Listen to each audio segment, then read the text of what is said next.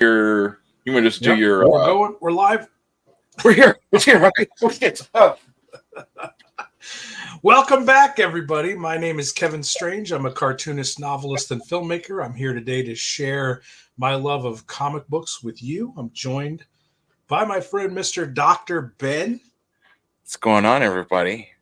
How are you doing? How are you doing today, Good. Dr. Ben? Good. Is this? Are we doing the mailbox episode? Is that or not the mailbox? The dollar bin. This is my Diggin dollar bin. bin. This is my dollar bin episode. I went down to the LCS and I picked up a big stack of comics that I want to share with everybody today. But before we get into that, Dr. Ben and I both make comic books ourselves.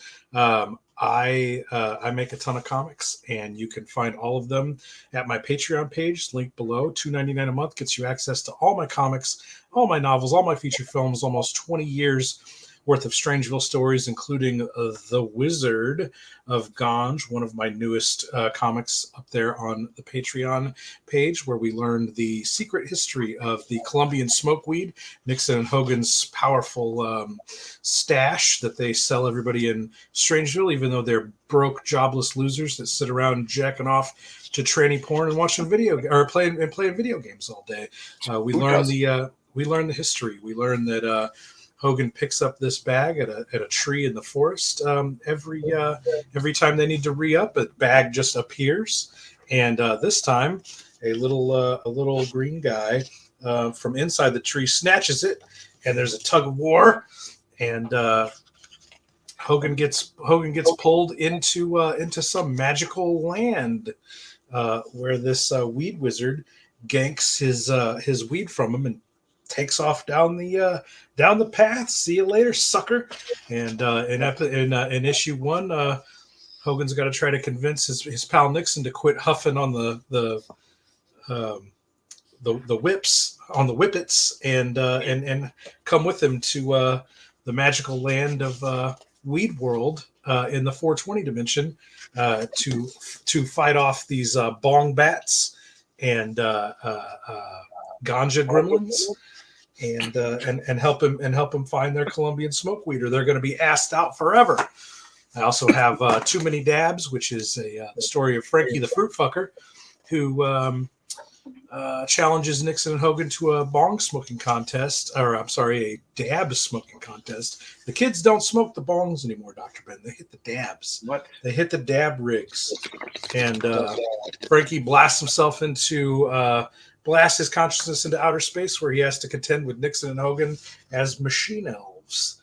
And they show him every bad thing he's ever done in his life, a la Ebenezer Scrooge and A Christmas Carol. The ghost of future past, and the ghost of Ganj. Yeah, the ghost of Ganj. I also have my brand new book, Count Kifula, aka Dracula in Strangeville, hits on the Patreon on October 1st. That is a 28-page one-shot, full-color comic. Dracula breezes into Strangeville, gets him some big booty bitches, and says, "I want the strongest weed in Strangeville while I party and suck the citizens dry."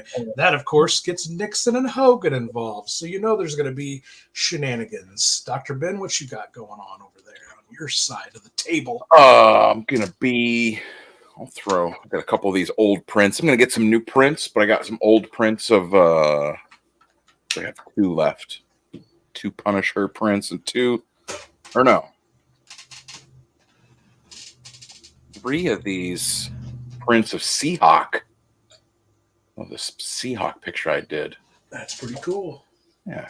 I have this quote from Michael Fitzgerald Troy. He was always mad that I never give him a shout out, and I always put like his quote on stuff. He's like, "You never shout me out." I'm like, "Put your quote on shit. What are you talking about?"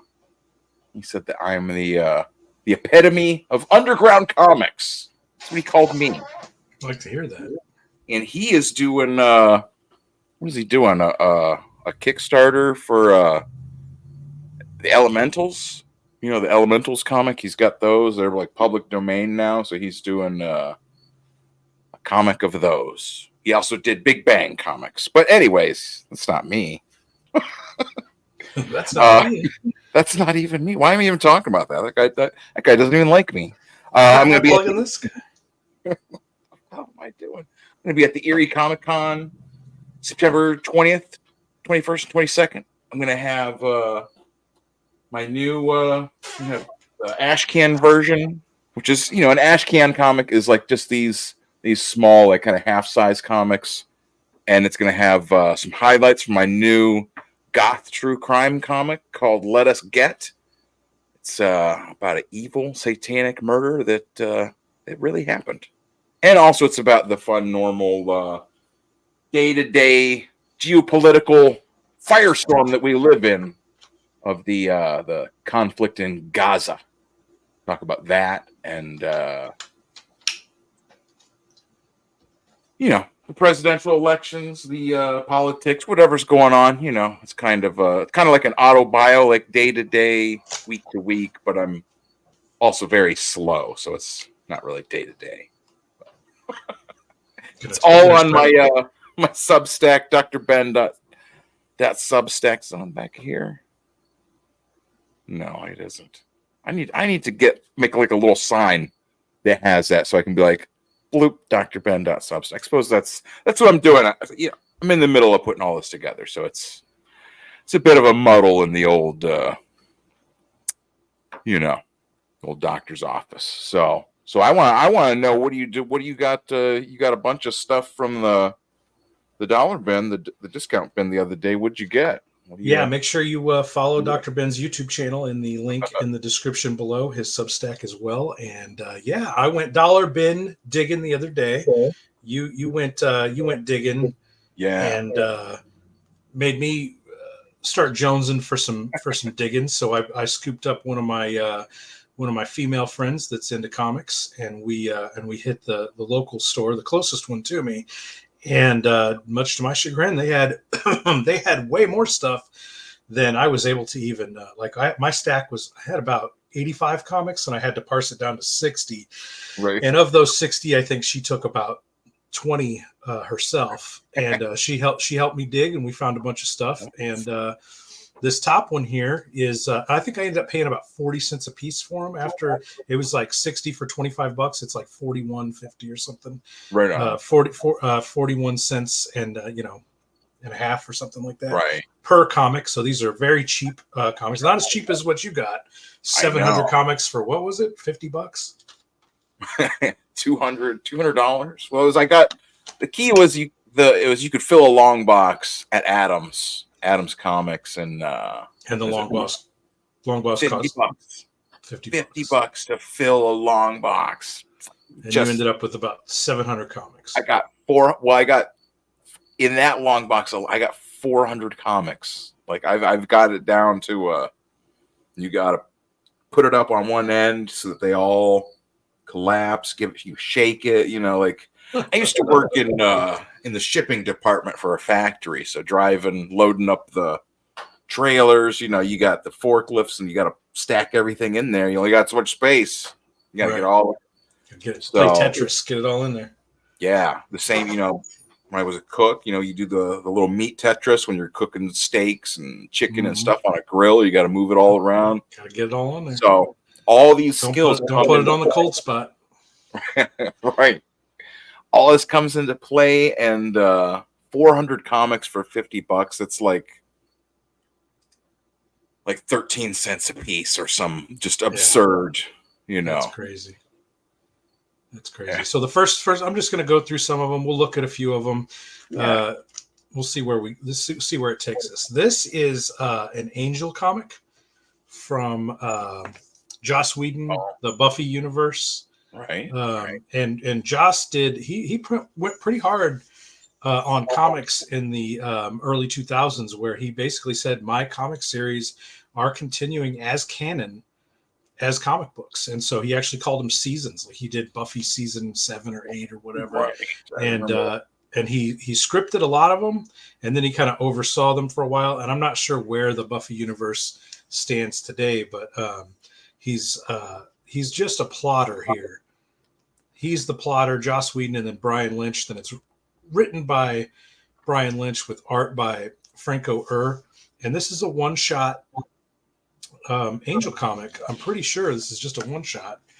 And I didn't pick it up for any particular reason other than I dig the Buffy universe, and I thought especially those final few seasons of Angel I thought were really good. When Spike came over to Angel, and it looks like is that what's his name? Is that Giles? Maybe, I'm not sure who that Never, character is, I've never but watched. well, they're good. They're really, I really like Joss Whedon's writing style. He was Okay. great at doing horror comedy, and on TV, he did.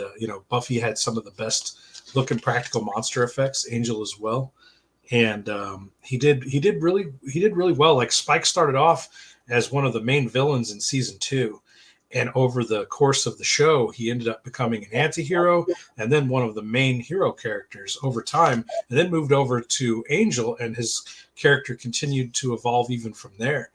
And so Joss is really good. He's a really good.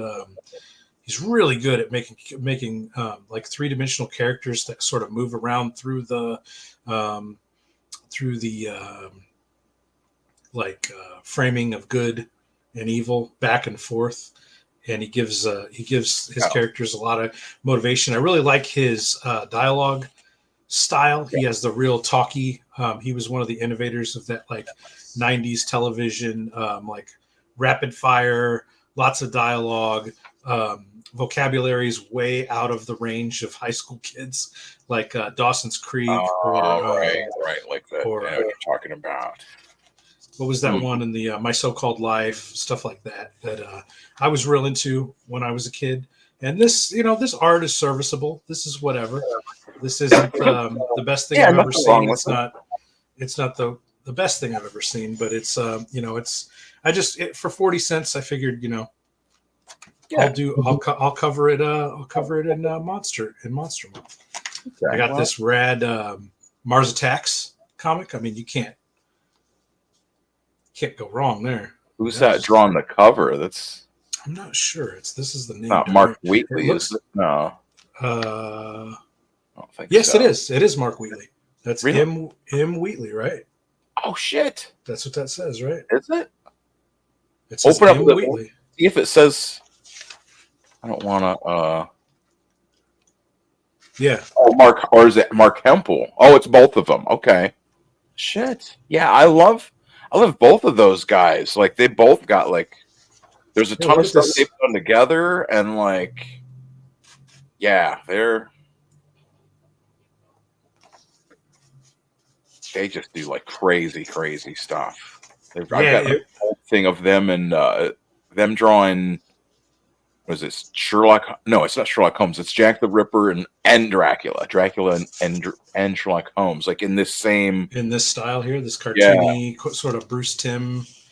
Right, style. But it has, it's all like Victorian like backgrounds and stuff. So it's a little bit more like obviously like the subject or whatever. But I know they did some stuff for Sandman. Like I think Mark Hempel did like the last like big storyline, like the Kindly ones or whatever. And I remember like it was such a real change, like from all the like the previous artists, all had like a real like kind of like like a normal kind of indie comics look to them, and then like Mark Hempel came in and like by himself, he's a lot like more. You know what? Let me see if I got a comic by him here, because like by himself, he's like a lot like grungier, and like fantastic. And like it worked, That's why it's like I wasn't sure if it was gonna.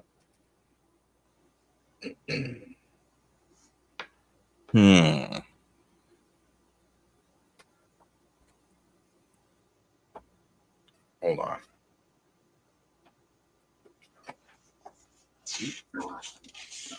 There's a backup story here too, with pencils by Tom Sutton and Bruce Patterson on inks and colors, called Black Flame, The Closet. There's some pretty cool looking monster stuff here. I like that.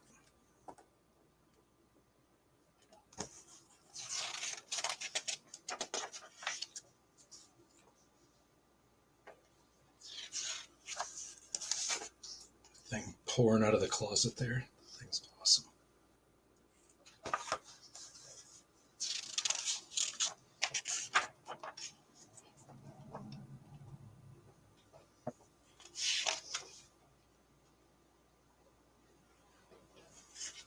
All right, sorry about that. Like I just had to I had to pull these up because I feel like I would never think of them otherwise. It's a book called Breathtaker. It's by Mark Wheatley and Mark Hempel. Oh yeah, that looks awesome. And That's on more like this is on newsprint. That takes to the colors and everything, and the inks, the blacks there, much more vibrantly with that slick paper. Oh yeah, look at that. Yeah, that's what I'm saying. These guys are just, they're just like on a whole nother level, you know. And this is, what year is this from? This is from 1990. It's like the 90s are starting off, and this is like they're already like doing this kind of stuff at this level. Like, yeah, this is 84, the Mars Attacks. blah. Yeah, that's what I mean. Like they've got it down. Like they got it down to a science. You know what I mean? By this point. Oh, look at that screaming face. That's awesome looking. Let me go now. Like that's the thing. Like, you know, it's like that's, I think that the commonality with like them and like a lot of other artists I like, you know, like Sam Keith and Kelly Jones, you know, like they're able to like use that like abstraction and exaggeration and like know just when to apply it. You know what I mean? Like they've just have such a grasp of like the story and like how you're moving through it, and just fantastic. It's fantastic. I like the little glasses on that dude. Glasses always look awesome when they're like little tiny glasses on a giant fat face like that. That's a great look. And it's painted. That's what I wanted to see who did the painted by Mark Wheatley, and then painting and lettering assisting by Catherine Mayer. That's probably maybe like with the scanning process, maybe you know what I mean, like, or who knows how they were. That's the thing. Like I don't understand, and like I probably never will, just because I think it seems like so complex. Like the different ways that they had like for producing all of this back then, like it, you know, it's such a, from like the way, you know, the way before this where they would have those like the colored films for the different colors in the comic, you know, each comic, like the different shapes, they'd cut out like film or whatever, and like it would be like a, like just that alone, that sounds like insane. Like there was, what is that called? Like, that's a color processing, but what is it called? I forget the name of that. It's got a particular name. What they did before digital coloring. I don't know. I'm stupid. Well, that's what I'm saying. It's like so crazy that like so much of this, like the process, and then, you know what I mean, like you go to like before it got to that point, like all of these different things, it's like all of that like process and ability is gone, just lost to history. Yeah, it's which is true with all tech. Like you master a process, and then the new technology sweeps through and just renders all that skill and all that time obsolete, and things get easier and easier. And now you got AI coloring. You just fucking scan it in, and the fucking computer will color it for you. I was gonna show off my little lettering guide thing. I can't even find my lettering guide now. Like it's That's what I'm saying. The Ames lettering guide. I've got one around here somewhere too. I don't know where the fuck I put it. Is that what you're talking about? The Ames lettering guide? Yeah. That's, hang on, let me see. I think I've got it handy. Just a second. Keep on flipping, and I'll go find my Ames guide, even though I've never used one. Yeah, that's what I'm saying. It's Mark Hempel and Mark Wheatley are just, I think, just like overlooked for being just definitive. I mean, like I said, this was 1990. These covers are like so like creepy and just, you know what I'm saying? Like this was just defining like alternative and indie looking comics. Like,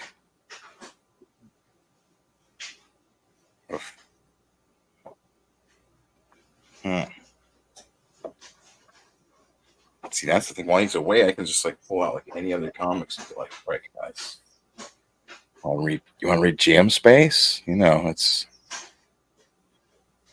I came out with it in 2014 before they announced the LeBron James sequel.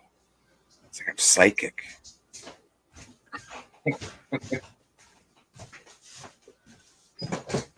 Right. No, I've got too much shit in my drawer over there. I can't find it, which is funny because I don't do a lot of traditional art. I do most of my stuff digitally, but I own all the tools. I own I own tech pens. I own rapidographs. I own brushes. Is the rapidograph the one that has like you suck up the ink with it? Yeah. Really? Like what? I've got all that. It's so bizarre. I have my own speedball, ink bottles, and I don't do traditional process. I just find it so much easier to do things digitally, and it's comfortable for me, and I can fix my mistakes so quickly that I don't have any fear when it comes to throwing lines and figuring out poses and laying down, doing layouts and compositions. It's just so I'm so much more brave doing it digitally than I am traditionally. Look at that. Yeah, that's cool. Creepy, dude. Like, that's what I'm saying. These guys are just on it. What the hell is this even supposed? Was that like a? Oh, it's like a lady. Yeah, there's her ear. Oh yeah. Okay. She's upside down. She's doing a handstand. Okay. Book 3 of 4. I don't have the 4th issue though. So yeah, fantastic. That's what I'm saying too. Like a lot of times, like when you're like you draw on that more like simplistic or like there's another word for it for simplistic that sounds better, like more I don't know what that it's right on the tip of my tongue, but like it allows you to kind of like capture things a lot like better because you're just having like for like the lady here, right? You just have like this one main line to define her, right? Right. And so it's like everything you're doing is just making sure like that one line is just right. So but it has to be like the Hernandez brothers are the masters of the one line. Oh yeah. Like they put so few lines on the page and yet it just looks masterful. It's like a whole long shower scene. Fantastic. I should have looked at this earlier. Let's move on. Or this is going to be a 3-hour episode. We haven't even got past the second comic yet. All right. Yeah, so that's what I'm saying. Like, I'll let you. These guys are cool. This seems like a really interesting issue. We'll probably cover it more in depth. This is all just because it's them doing Mars Attacks. I'm like, Mark Wheatley and Mark Hempel. And I don't think there's a single Martian like traditional. Golly gee. I can't find a traditional Martian in the book. Like I think they're literally running around Mars. I think they got transported to Mars or something. But we'll look at it we'll look at it more in depth in its own episode or something. Maybe we'll do an episode on those guys, and we'll look at all those comics all over again. This is just a weird. Andy Watson. that's drawing it, or no? What's the? I can't read it. It's so fucking dark and small down here. I literally cannot read that. Let me see if I can. He has to who's? He has to say who's drawing the comic. It does, but it's so light on the page and so small down there. Are we turning into boomers? Look, I mean that's it. I am not a boomer. That's so it's right small. beside like the white is like created by, and it's something. And then that tiny little gray. Huh. I just have no idea. Let's look through it a little bit, because like there was a comic I remember used to getting that was I thought it was called Skeleton Key, but I don't know if this is it or not. This is a really cool looking. This is kind of my style, like heavy outline, Right. thick, heavy ink style like that. Real cartoony looking characters. This speaks to me as a cartoonist. This is this is the kind of what I aspire to draw. My comics a little grittier. More my stuff's more underground style. You can Yeah, those kids would have to be like breaking into a an ass fest or something.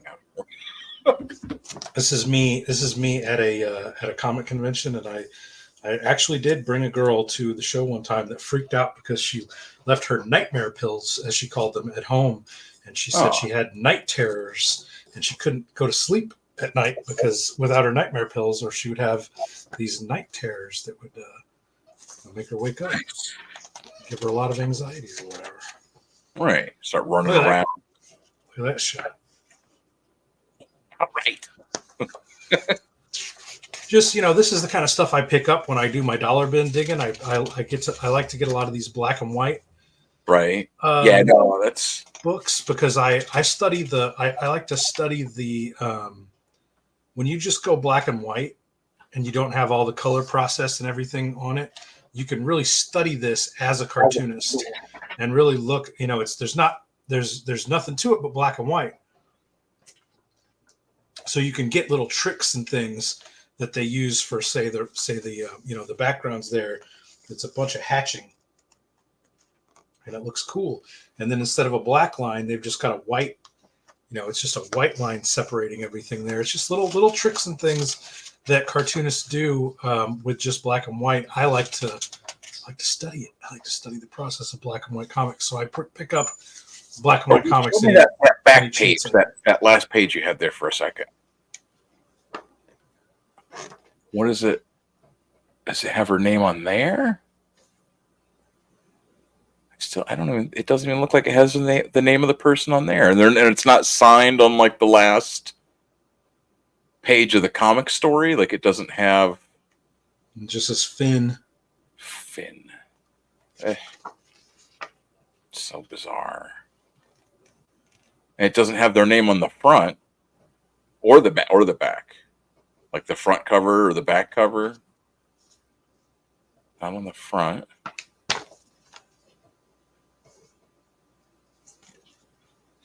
Advertising on the back. I mean, you can look it up. I mean, if you just Google it. Yeah, maybe comics from Amazing Inc., a division of slave labor graphics. That sounds like, because that's what I'm saying. Like, I thought it was a comic. Andrew Watson. Yeah. Copyright 1997. Andrew Watson. I think it's a girl though. I think it's Andy. It says Andrew on here. What? Oh no! It says Andrew Watson. Maybe I don't. Andrew Watson. I have. Well, it does sound like it though. This is obviously that cover is going to jump out at me for 40 cents. It's Warren Ellis, Dynamite Comics, cover by Jay Lee. That's your boy. Jay Lee? It's a Jay Lee cover. Oh. Cover by Jay Lee. That's cover. I'm sorry, that's cover A. Cover B is Tula Loite. This might be the Tula Loite. Is that the signature down in the bottom right? Yeah, that's not a J Lee signature. Nah. And then, cover C is Delkin. Okay, so there's D, E, F. There's 4 covers, but anyway, Warren Ellis, writer Colton Worley is the artist, and the colorist Morgan Hickman, with letters by Simon Boland. And this is just it looks pretty gnarly. I picked it up. This guy just set himself on fire and walks into a lake by page 3. Nice. So this is the kind of thing I like. Horror comics, and he's got this crazy like star, like almost like an American flag carved into him. Probably gonna end up being white separatist extremists, and the brave brown law enforcement is gonna have to apprehend him. This is weird. This guy's got an insect struggle. Guy's got an insect head. The guy on fire is walking through the woods, upside down American flag. It's cool little comic, worth covering here on the Digger show, if nothing else, right? This is that book I was telling you about, the Frankenstein mobster. We're going to cover this. Another one by Mark Wheatley too. Look at that. It's a Mark Wheatley book. Yeah. So this is going to get covered in depth on. We got this was Image under Eric Larson, Todd McFarlane, Mark Silvestri, Jim Valentino, blah blah blah. I'm looking for the actual credits though, and I don't know if we're going to get them. Yeah, sometimes they're kind of like they'll do them 3 or 4 pages in or something. I don't know. I've seen them like up to like almost a dozen pages in though, and also at the end, of course. Oh man. Yeah, am I missing them here on this main? This is all. It just says Frankenstein Mobster by Mark Wheatley. Maybe he just did everything.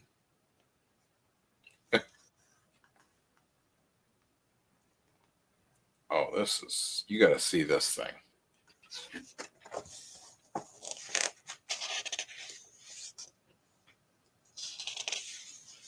What thing is that?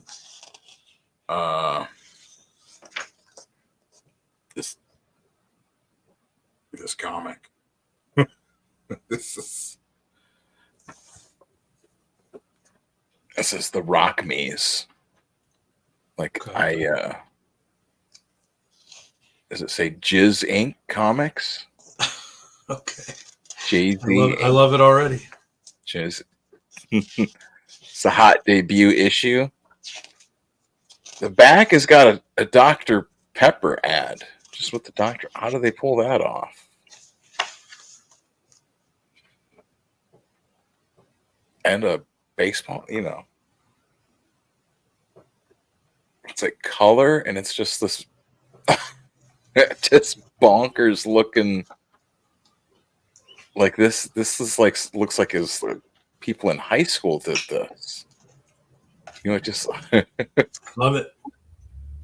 All comics should look like people in high school did. Don't stay in school. That's what I'm saying. These guys are they're rebels. This is what like clinched it. I started looking through it, and it's like retailer presents comics wear, gameware, point of sale software. It saves you money. Look at that. High technology computers right there. Wow. But yeah, this thing is just. I've never even seen anything like this. Like it's so. Yeah. That's so cool. I like it. Yeah. That's what I'm saying. It is just so grungy looking, like just so. It just looks like markers.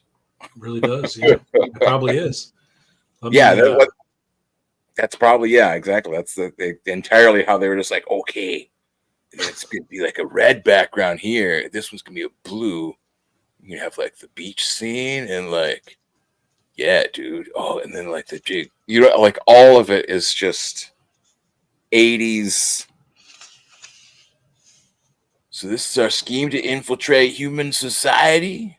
Hey, look what I found. Like, it's just so goofy. Like, what even is this? You know what I'm saying? Like, it's almost like some of it reminds me of like 70s kind of like underground comic stuff, Oh, but definitely, yeah.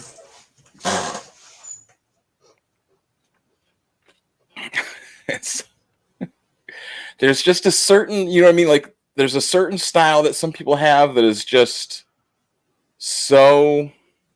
Yeah, it's outlaw comic style. I love it. Yeah. I mean, there's because it's like not professional at all, but it's still so cool to look at. Of course, they're Primus fans. Look at that. Gotta love Primus. I'm also a Primus fan. That explains so much of it. I like the fade on that motherfucker's high top there. It's a high That's what top fade. That's what I'm saying. Like, every bit of this is so. It looks like someone has just been there, like, painstakingly, like, going over every bit with a marker to get it. As they should. All right, let me dig back in here over on my side, or we'll never get through this stack. Well, but you understand, like, I've never seen a gold foil cover Jizzink comics. That's what's the best part is the gold foil cover. I should do money. My printer will do that. I just don't ever spend the money on that shit. Really? Yeah, The printer I use will do a gold foil cover. No problem. It's just expensive. But yeah, this is so more Mark Wheatley. We'll go over this in depth in Monster Month. I just love these like bold inks. Mm-hmm. And the I keep calling it like Bruce Timm because it's the only guy I know that even resembles like this kind of like, because it's that same idea of like that it's just few marks as possible that still like look at the rendering on this dude's face. Like this stuff all looks gnarly. We'll give that a good look. I got another copy of or another issue of Sam Keith's Zero Girl in the bin, which is always good for 40 cents picking up a Sam Keith. That's cool. I find it's harder for me to be like as interested in like his later stuff. Oh, these are good. Don't worry, these are like I like them and I'll pick them up, but it's like I don't feel like it feels just disconnected entirely from the Max. Like if he was just like, this is Sarah's friend, or you know. Look at this weird shit though. I mean, he's still doing weird, super weird, cool characters. Yeah. But I was able to find, and it was actually my chick friend that was like, Violator versus Bad Rock. Is that something you like? I was like, absolutely. Rob Liefeld cover, written by Alan Moore, penciled by Brian Denham, and inked by Jonathan Sybil, with Eau Claire as the colorist. So Alan Moore doing just some absolutely throwaway Violator shit, which I love. Don't get me wrong. I'll read anything with Violator in it. Violator is one of my favorite all-time comics villains. So bring it on. But Alan Moore writing this? What did he get paid? $10,000 a script to do this shit? Isn't that what that's what Ed was always saying, was it was 20,000. Dude, he was that Alan would get for any of his scripts for Liefeld, Rob Liefeld, for some bullshit. Just to beat him up, like. Well, look at all that. That's a lot of words, though. Go back, like that's. Yeah, I mean that's a lot of words. And knowing Alan Moore, he was like, "Oi, I wrote 37 pages for the first panel on the first page." That's something I would want to. He does right. Look at that Violator eye at the bottom of the page. We'll go again. Does this one look in the back of it? Does it have something like sketches or progress process or something in the back of this one. I thought there was one where it had, they're doing a Evangeline movie. It's on its way. Oh boy.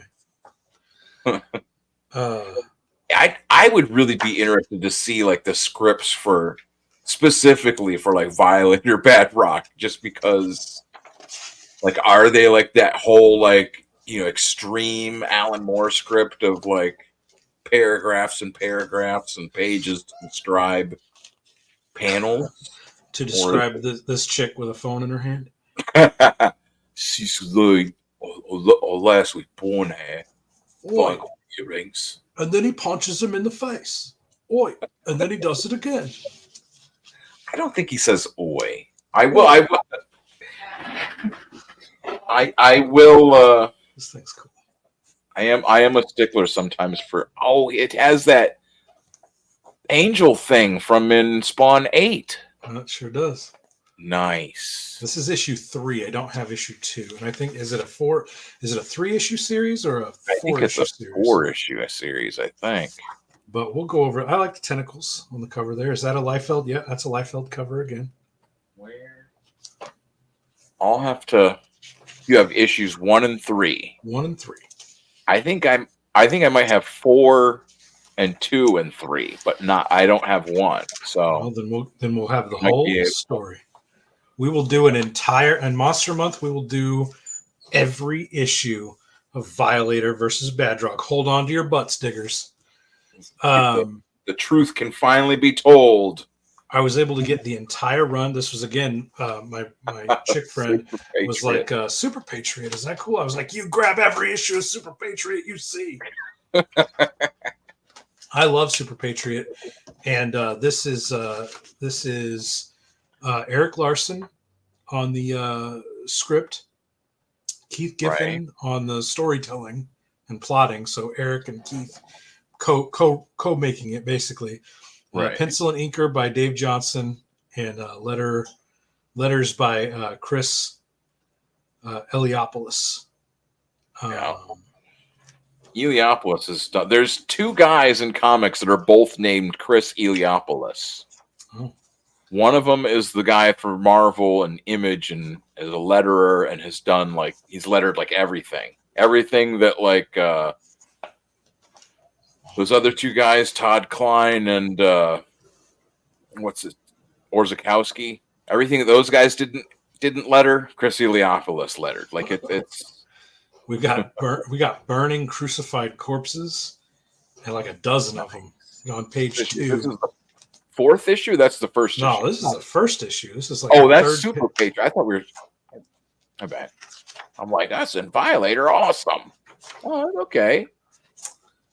This is just a cool story of like an older superhero who gets his body. Yeah, Shaft is in here from Youngblood, and got this creepy like cybernetic cyberpunk doctor thing, and they're putting Super Patriot back together like a la RoboCop, and I really like the villains in Super Patriot. They're this like religious cult called the Enclave, I believe they're called.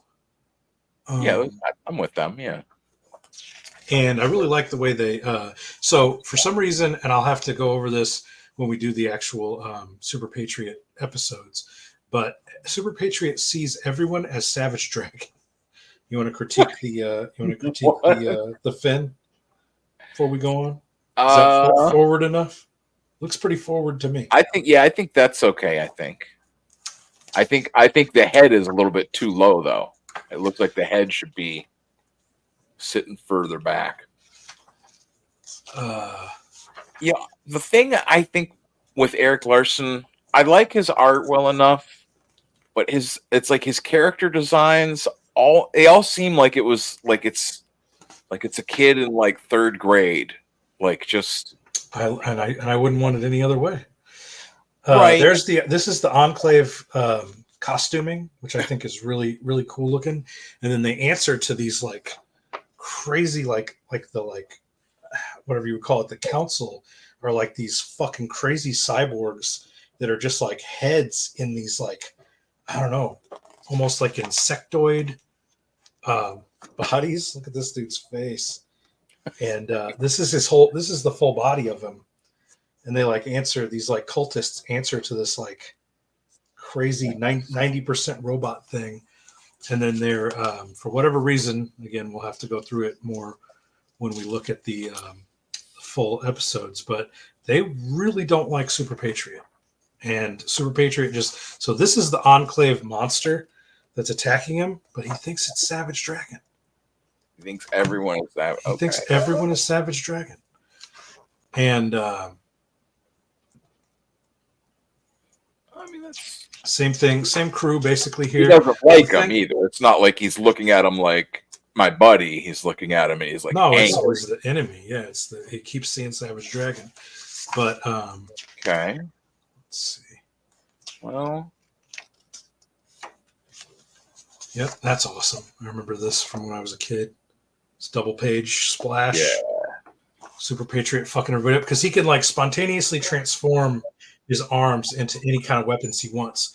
So sometimes they're blades, sometimes they're guns, sometimes they're mini guns, sometimes they're rocket launchers.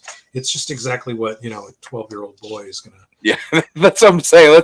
That's entirely just like, and his arms can just turn into like anything he can imagine. See, they're like, he's got like these giant these giant knife hands in this panel. It's just it just Super Patriot just all right fucking speaks to me. And it's the same team on the first 4 issues there. Look, he turns it into some laser blaster and blows that dude's fucking torso off his legs. That's just awesome shit, dude. Nice. And so yeah, he's got his arm. He's fighting everybody, and he's got his arm blown off. He's got bullet holes. Look, he's got bullet holes all in his chest. His arm's blown off. He's only got one working shooter left on him, and he's just look at that. This is image shit that most people don't like. I love the shitty image, like the bargain bin, which is literally where I got these out of. Right. The bargain bin Image Comics, like my local comic shop, my LCS always has these Image Comics in them. I think every LCS. Yeah, I think those are in the country shop. They're so also the Warriors of Plasm. Those they were printed by the millions, and they're all in these like quarter bins across the country. I got a couple Freak Forces out of there, and also created and scripted by Eric Larson and storytelling and plot by Keith Giffen. So it's the same team, different pencils and inks. We got Victor Bridges and Chad Hunt, Chris Eliopoulos, of course, on the letters though, as usual. So they've just, I like Freak Force. They're all monsters. Barbaric. Yeah.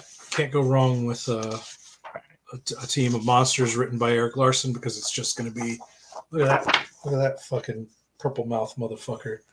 Just weirdo, just a nice weirdo team up. Nothing, it's all turn your fucking mind off bullshit. Whatever. Inks by here we have issue number 9. So I guess the first dozen or so maybe were inked by Mike Miller. And this is Cyberforce invades Freak Force. So you get both team up or a versus of 2 image teams that I like. I like Cyberforce too. I might try to get Mike on the channel to talk about working for Image at the time, like because this was like the moment in comics. There's Vanguard, who you like so much. He's the coolest. Wait, does he have hair? Why does he have hair now? He does have a coif. Why? What? A coif of hair. He didn't have hair in the other one. Look, he's got it's falling down into his eyes here. Is that better or worse? Worse. Look at this. Look at this little creature. I forget this creature's name. She's one of the Freak Force, but look at that face on her. Yeah, I like her. Imagine being Mike Miller in the 90s and getting to ink all this. Like, fuck yeah. me see if he wants to come on and talk about that, because that was like a singular time in comics when all this stuff was being cranked out and there was so much money being thrown around and so many comics being fucking released every month. And it was, you know, it was like outside that studio system. This was like Vanguard this was does like not have hair. Otherwise, it's so weird. Why does he have hair in this one? I'm talking about a singular moment in comics history, and you're worried about Vanguard's fucking, That's disturbing. Elvis Presley hair here. Is it better or worse? Is it would you rather have hair on that motherfucker or not? Look at that arm on fucking Super Patriot. Look how far up that look, it extends into these claws.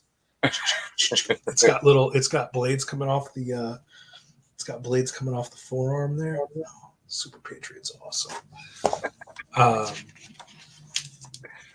We're never gonna get through this episode if I don't keep moving. I'm still working through. So everybody knows Mako. I love my shark dudes. Mako is awesome. He does a crossover in the Max. If you watch our Sam Keith, or is it in the Max episode? I think it's in the Max. Yeah, we in our Max coverage.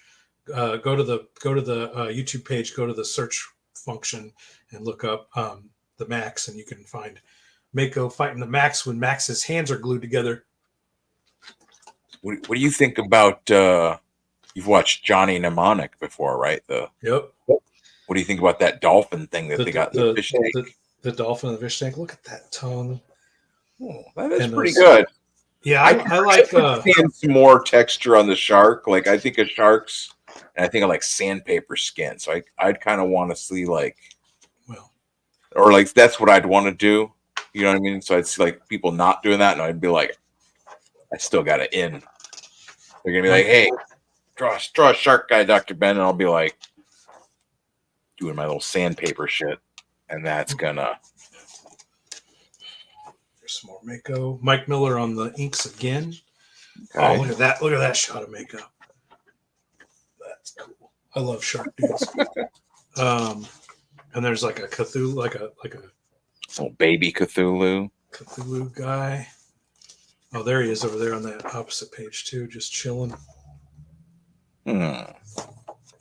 Calamari face. That's okay. And we got the Enclave here in Freak Force and Super Patriot. And Super Patriot's in the Freak Force, so you see all these like crossovers. Love it. Big fan of all this. So look at Mako fucking with Super Patriot. You're fucking with the wrong guy, Mako. And I got Cyber Force #1. There was a bunch of Cyber Forces. I put a bunch back and was like, I'll just take #1, and I can do a whole episode on Cyber Force #1. You know, we got plots and pencils by Mark Silvestri, plot and script by Eric Silvestri, inks by Scott Williams, letters by Mike Hessler, and colors by Joe Chiodo. And, you know, Cyber Force is just another cool image. You know, I am into this shit. People bitch about all these like weird shaped, you know, nothing robots and things. And this spoke to me. What is that dude's name? Ripclaw. He's a Native American. Fucking. Well, that I don't. Yeah. I mean that part sucks, but everything else about him is cool. You didn't like his claws? Oh, the Native American part. I was making a joke. Oh, he's from my tribe, dude. What? That's a joke.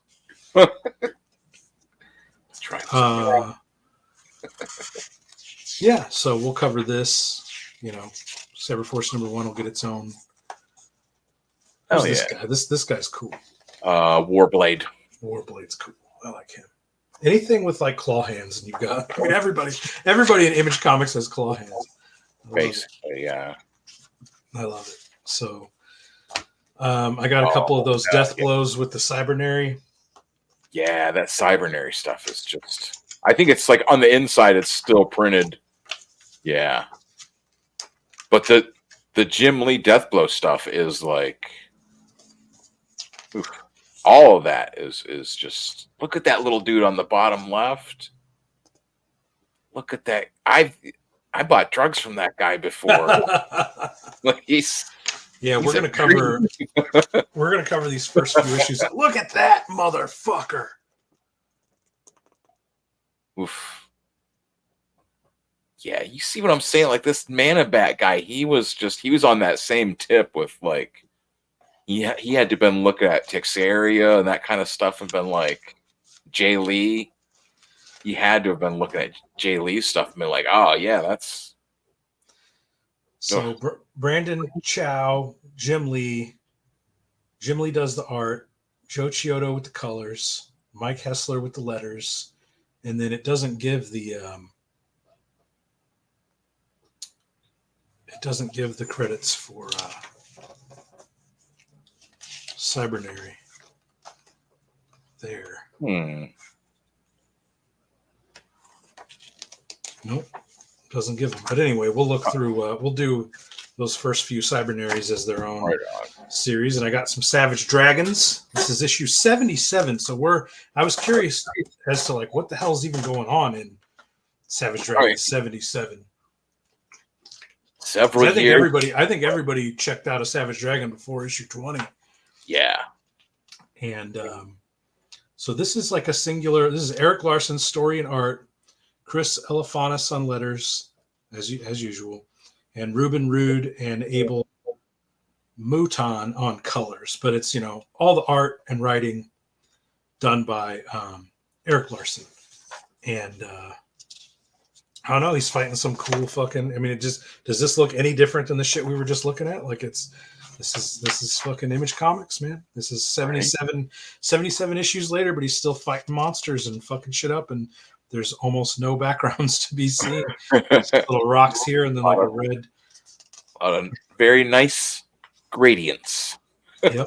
If it wasn't for gradients, what would Image Comics have backgrounds? I'm trying to put together the whole run of Savage Dragon. Wait, that guy's like, his suit's changed. You've seen that guy before? That Wildstar guy? Yeah. That star thing is supposed to be like a symbiote. It is, yeah. Like a starfish that maybe gives him his power or something. Yeah. It's like an alien, right? Yeah. Yeah, I want to get the whole run of, because I consider Eric Larson, he's in league with Dave Sim, and and I think he's up into the 200s or maybe even 250s as far as that. I mean, that fin goes way forward. Yeah.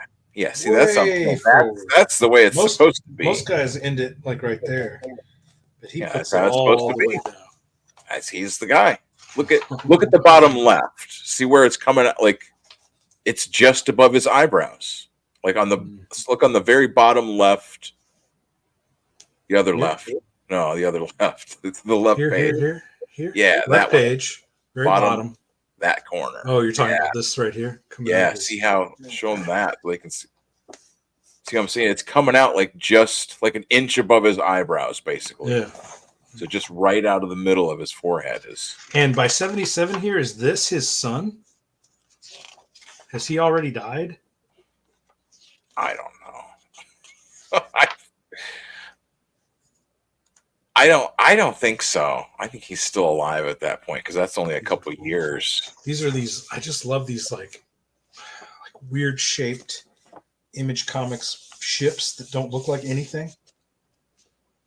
You have no like actual practical like engineering function at all. Dragonbird. Dragonbird. We talked about. Yeah, I was looking at the other day. And Hitler's Brainbird. We were talking about those.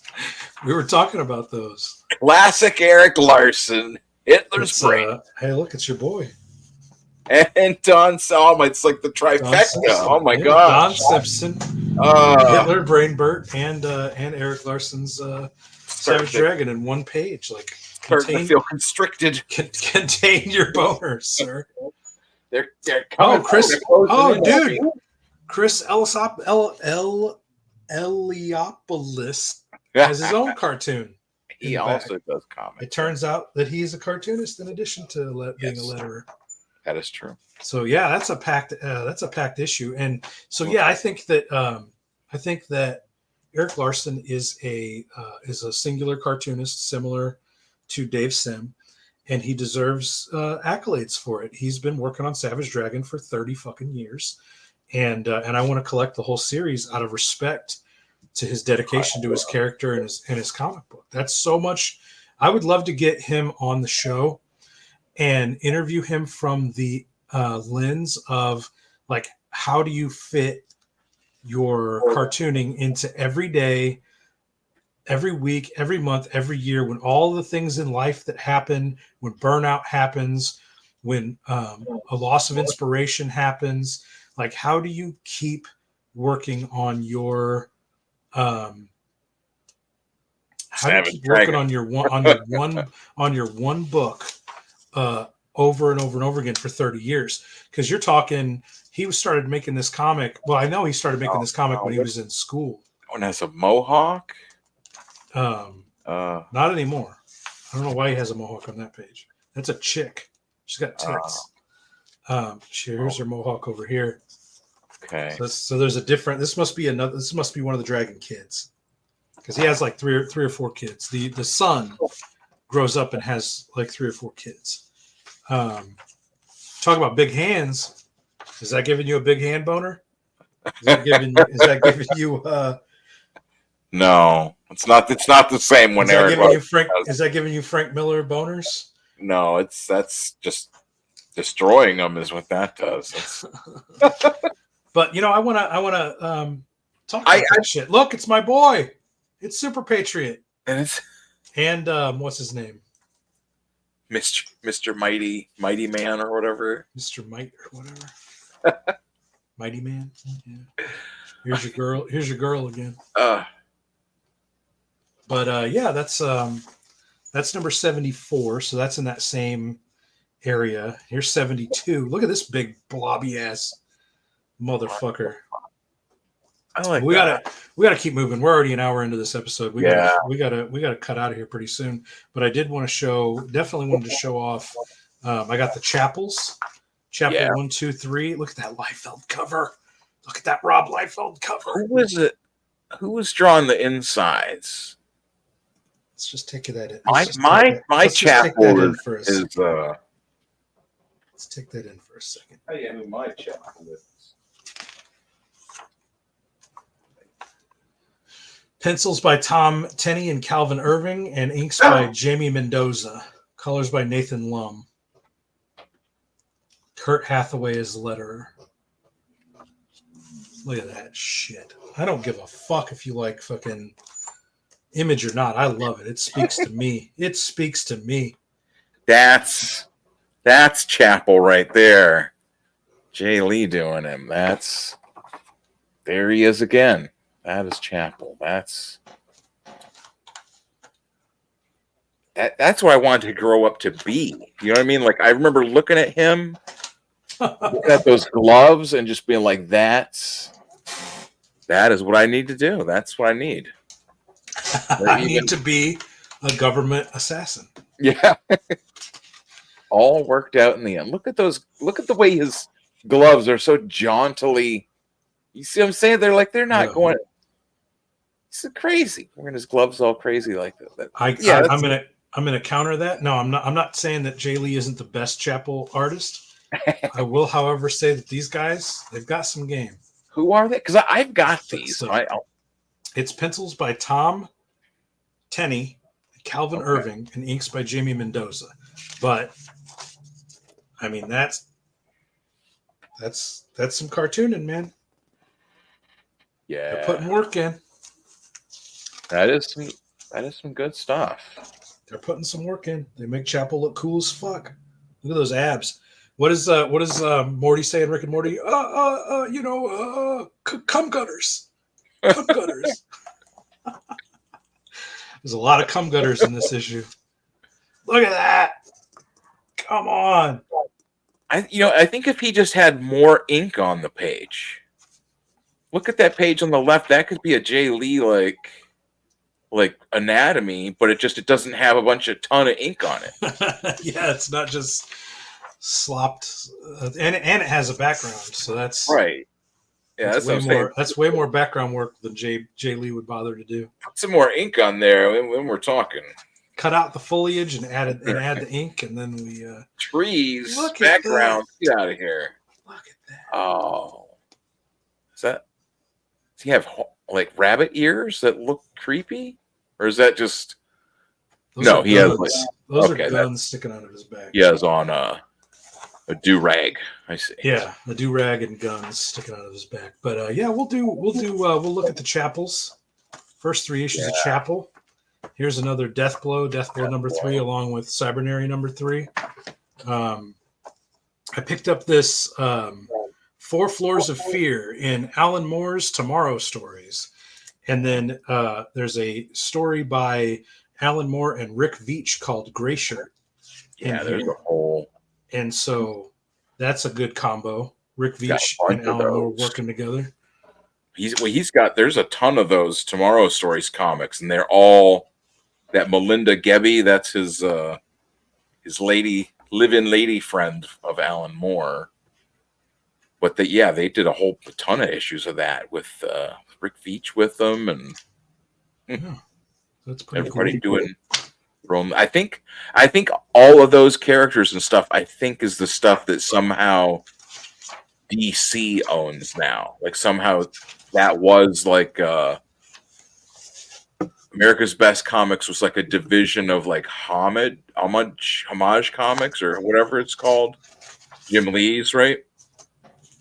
And then when Jim Lee sold out to DC, everything that was his all went along to DC somehow. Okay. And so for a while, Alan Moore was like working for them again, and complaining even more. Like, we got Troll issue number 1. And that's just a quintessential Image character from Extreme Studios, from Rob Liefeld's studio. Creator and writer Rob Liefeld, Jeff Matsuda, on pencils. Matsuda, and then Jonathan Sybil and Marlo Alceza, and Gloria Vasquez. Anyway, just more Image, fodder. I love the Image house style. I love these monsters and weirdos and bimbos. So we'll take a look at Troll number 1. Trying to work my way through these so we can get this done. Picked up a Lobster Johnson, Mike Mignola on the cover, and story by Mike Mignola, art by Jason Armstrong, color by Dave Stewart, letters by Clem Robbins. But you can't go wrong with anything in the Mignola verse.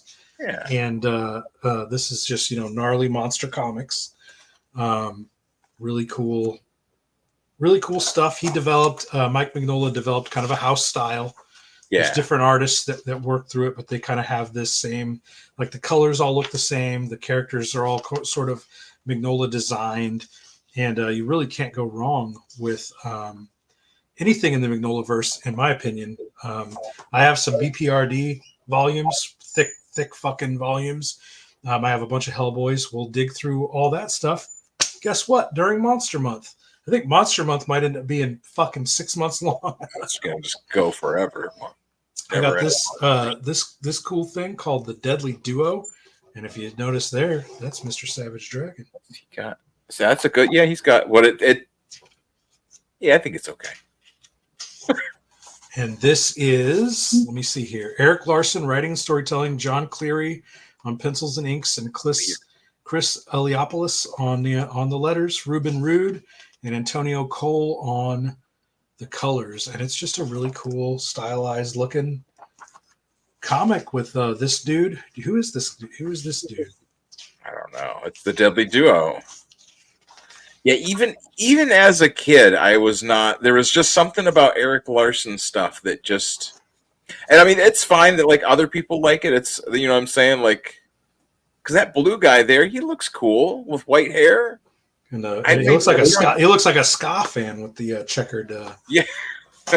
Checkered blouse there on him. But yeah, there's Probably just something was. about it that Look at that savage dragon face. Oh Lord.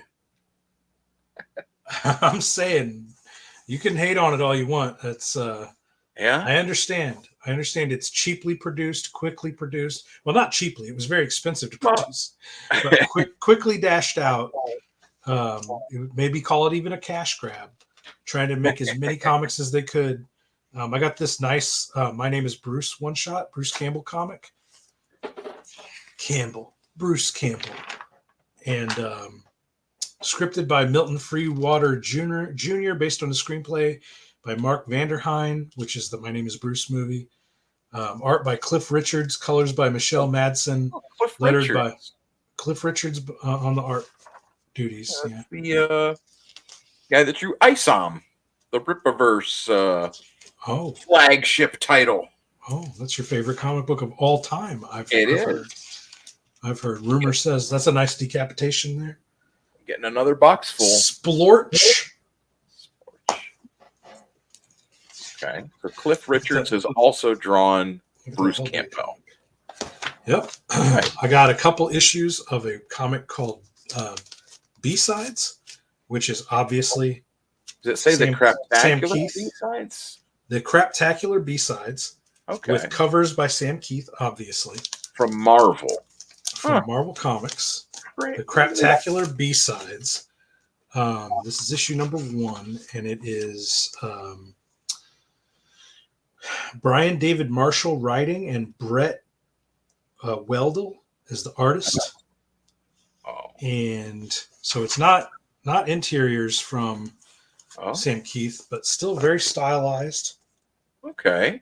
Very cool looking. The Craptacular B-Sides. Craptacular B-sides, huh? So we're going to take a look. We're going to take a deeper dive on these. I like that art style. Just trying to move through it, buddy. We're deep into this episode. Neil Gaiman's Technophage, which is from that Technoverse comics from Leonard Nimoy. Which Leonard I Nimoy always and Neil Gaiman and which I always thought these were really cool, like hyper rendered monster comics, like sci-fi fantasy monster comics that are just, Rick Veitch wrote this. Brian Talbot drawing it. Brian Talbot on the pencils, and Angus McKee on inks and computer coloring, with Todd Klein on the letters. But I mean, right away we're in some kind of a weird glowing muck pool, and it's just going to be monsters and weirdos. It's another kind of stylized looking. Yeah, I just picked up a couple of look at that. Look at this. All this filigree, right, or something. By Brian Talbot. That's he's Brian Talbot's a good drawer. Nice robot there in the bottom panel. All right, we can move on. We'll do an issue of we'll do some. I want to kind of pick up some more of these, and then just kind of do an episode all on the Technoverse, because this this was like heavily hyped and advertised in everything, and then it came and went. And so I'd be interested to kind of do a deep dive on. I've got the collection, the first collection for that, and then I've got the metal cover for that as well. Like it's the first issue, but it's like a silver cover. And this is the other thing that's really interesting is in the Rarebit Fiends comic that Rick Veitch does. It's like it's like his comic about his dreams. Like he had dreams about dreams about making comics, and he dreams about like the Technophage comic, and like there's like parts that he puts in Rarebit Fiends that are like about that are just what I'm saying. It's a neat like kind of crossover thing that if you're deep into comic book nerdery,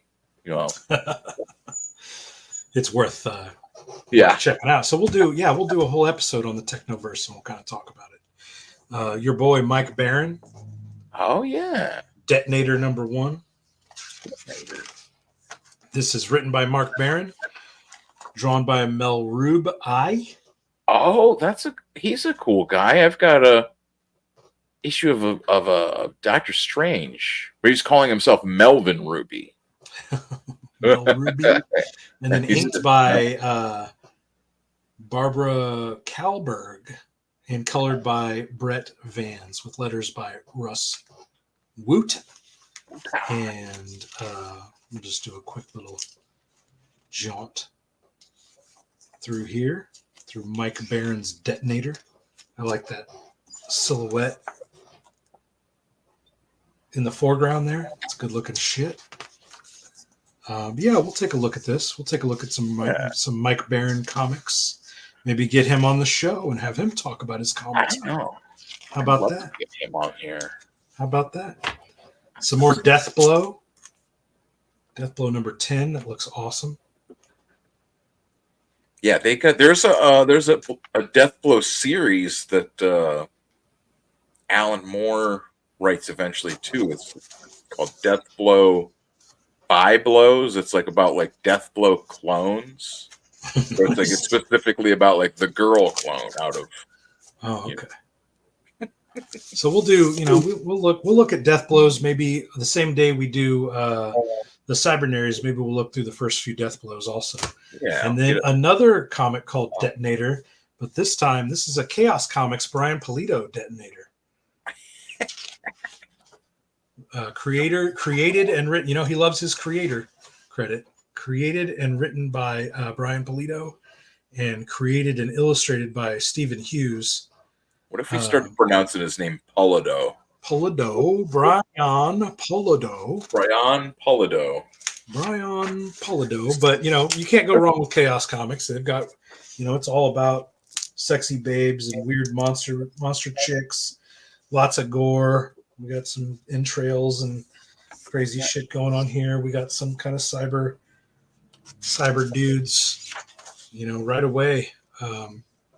We get right into the action here. In Detonator, created Go back a page just a second where there's Brian Pulido. On the bottom, those eyes. Yeah, it took me a second to figure out what the fuck was going on, It's because like they're right on the shoulder of this character. Yeah, I thought it was her like face is built into the shoulder of that guy. They call that a tangent. Tangent. That's a pretty cool, like, flayed corpse on fire. I like it. Nice. And that, that's gonna do it for right on for my dollar. So for $25, and my chick friend, she took about 20 books home herself. So I thought that was a pretty good grab. I was grabbing and just thinking about episodes we can do on the show here. I'm fucking up my camera. So let's get out of here, Dr. Ben. Final thoughts on my stack. Jay Lee is the only Chapel artist I will accept. Okay. Fair enough.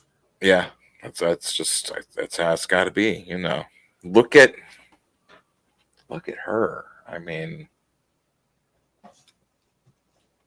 no, that was a good haul. That was definitely a good haul. Like that's what I'm saying. Like it was a laser strike. Like, what can we do shows on?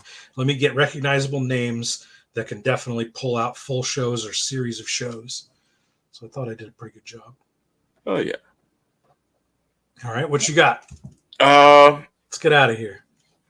Yeah, we already did all our intros and shit. That's what I'm saying. Yeah, it's it's what is it? Debate night too. I wanna.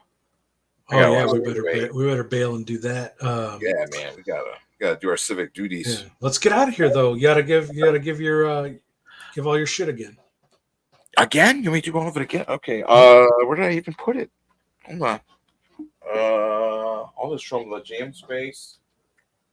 I'll ask the digger. Should I get stickers made for Heather Antos had the men will literally blank rather than go to therapy.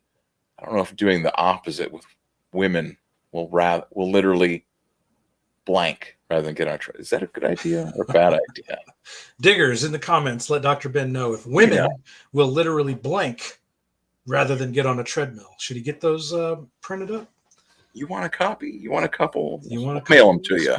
We can on Dr. Ben's Substack. We could even put high quality PDF, and you could download those yourself. Women will literally blank rather than get on a treadmill.